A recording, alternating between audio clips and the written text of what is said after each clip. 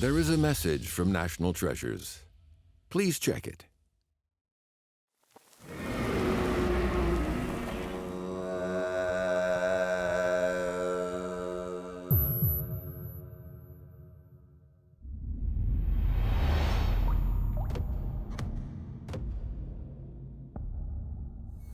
This mysterious object was discovered in Wangneotua Banner, Inner Mongolia.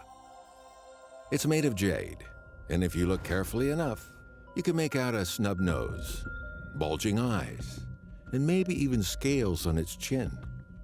What is it? The flowing mane on the back of its neck could offer us a clue. Could this be a dragon, still soaring through the air after 5,000 years?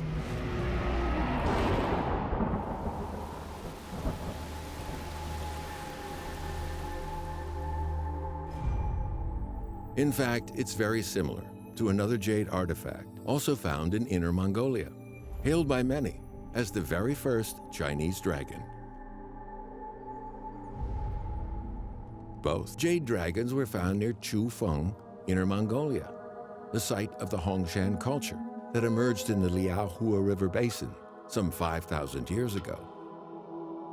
The legacy they left behind was a rich one, the handiwork that has come down to us, indicating an imaginative people who live side by side with nature.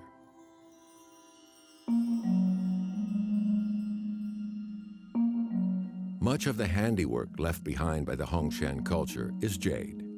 Despite their apparent simplicity, there is a sense of solemn dignity about these pieces.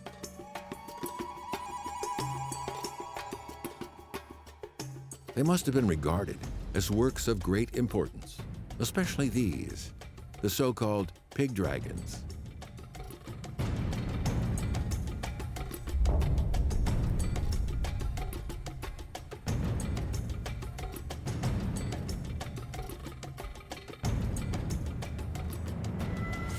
But the origins of the dragon motif go back much further. Fragments of pottery and shell, arranged to form images of pigs and dragons, have been found in sites related to the Xing Luohua culture, and those of tigers and dragons in Yongshao culture tombs. Indeed, similarity between the imagery created by these two cultures is suggestive of communication between the disparate ethnic groups of ancient China, of the gradual development of a common culture, one that would eventually become a distinct Chinese civilization. That's maybe what makes these primeval dragons so significant.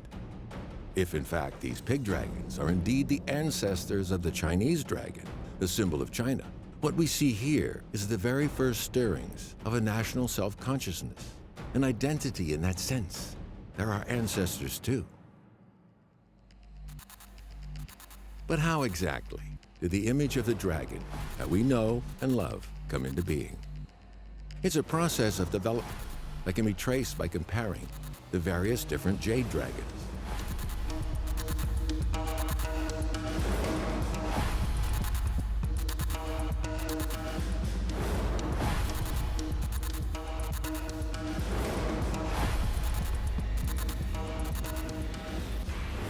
While the dragon has changed over the years, the degree of continuity over time is also striking.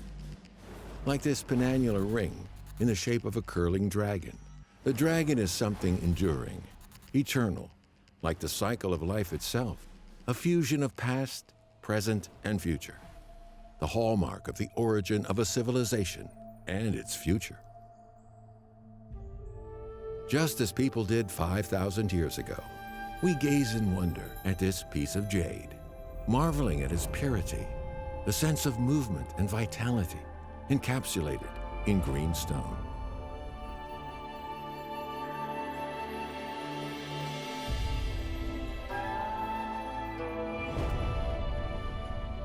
It's hard not to feel that it's an extension of ourselves, dancing and flying down the ages and into the future.